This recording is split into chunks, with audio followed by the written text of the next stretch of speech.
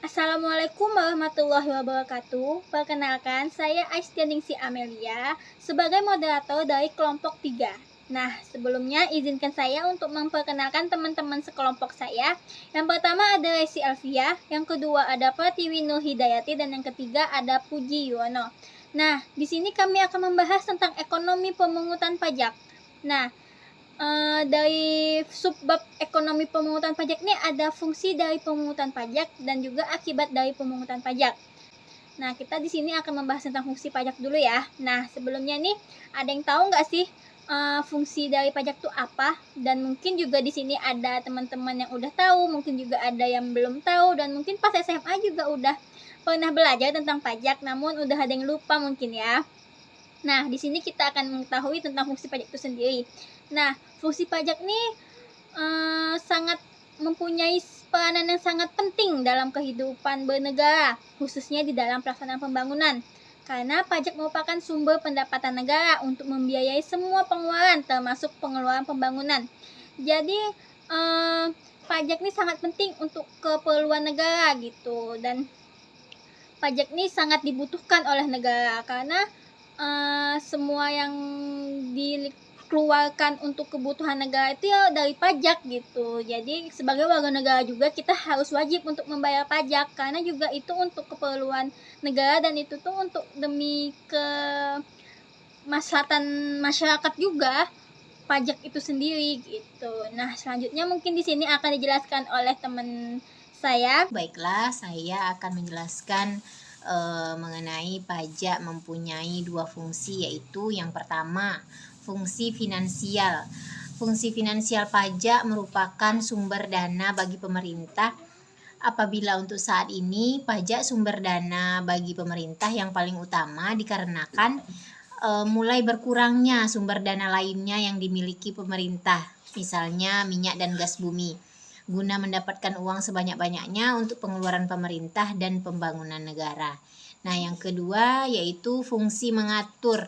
Fungsi mengatur bertujuan untuk memberikan kepastian hukum, terutama dalam menyusun undang-undang pajak. Senantiasa perlu diusahakan agar ketentuan yang dirumuskan jangan menimbulkan interpretasi yang berbeda antara fiskus dan wajib pajak.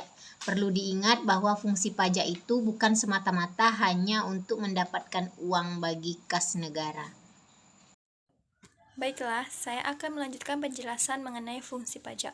Menurut Purwono tahun 2009, fungsi pajak ada 3. Yang pertama yaitu fungsi revenue. Apa itu fungsi revenue? Fungsi revenue adalah fungsi penerimaan pajak. Sebagai penerimaan, pajak menyumbang lebih dari 70% total pendapatan negara. Dan ini menunjukkan partisipasi dominasi pajak sebagai penyokong pembiayaan penyelenggaraan pemerintahan yang meliputi belanja rutin negara seperti APBN atau APBD. Dan fungsi yang kedua ada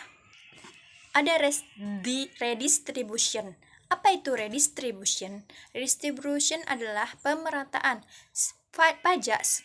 Fungsi pajak sebagai pemerataan yaitu pajak yang dipungut oleh negara selanjutnya akan dikembalikan oleh negara kepada masyarakat, diolah dan dikembalikan kepada masyarakat dalam bentuk penyediaan fasilitas publik di seluruh wilayah negara seperti rumah sakit, jalan, tol, dan lain sebagainya.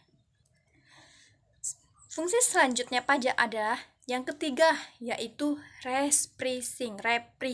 Artinya yaitu pengaturan harga.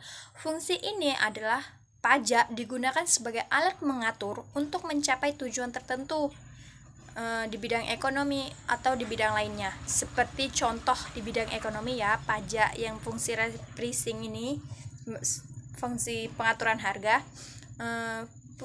Fungsi pajak di bidang ekonomi pada reprising ini contohnya pajak yang digunakan pada barang mewah atau PPNBM, penjualan barang mewah, pajak penjualan barang merah. Jika tidak ada pajak, maka konsumsi atau konsumtifnya masyarakat akan semakin tinggi, dan oleh karena itu negara mengeluarkan adanya pajak penjualan barang mewah, bertujuan untuk membatasi konsumsi masyarakat atas barang mewah, terutama kalangan masyarakat yang atas. Baiklah, di sini saya Pujiwono ingin melanjutkan presentasi. Di sini saya membahas tentang dampak pungutan pajak dari segi ekonomi. Dampak langsung dari pungutan pajak adalah pendapatan disposable. Pendapatan disposable adalah pendapatan pribadi dikurangi dengan pajak. Pendapatan disposable merupakan pendapatan yang dibelanjakan untuk konsumsi. Selanjutnya, dampak pungutan pajak dilihat dari segi hukum. Pajak dari perspektif hukum merupakan suatu perikatan yang timbul karena adanya undang-undang yang menyebabkan timbulnya kewajiban negara untuk menyetorkan sejumlah penghasilan tertentu kepada negara. Negara mempunyai kekuatan untuk memaksa, dan uang tersebut harus dipergunakan untuk menyelenggarakan pemerintah. Selanjutnya adalah dampak pungutan pajak dilihat dari segi sosial. Pungutan pajak dalam lingkungan masyarakat dari segi sosial menimbulkan suatu akibat yang timbul dari pungutan pajak dan apa hasil yang diterima oleh masyarakat dari pungutan wajib pajak tersebut.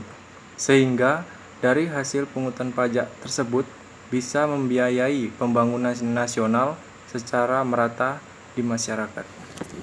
Baiklah, itu saja yang saya presentasikan. Terima kasih.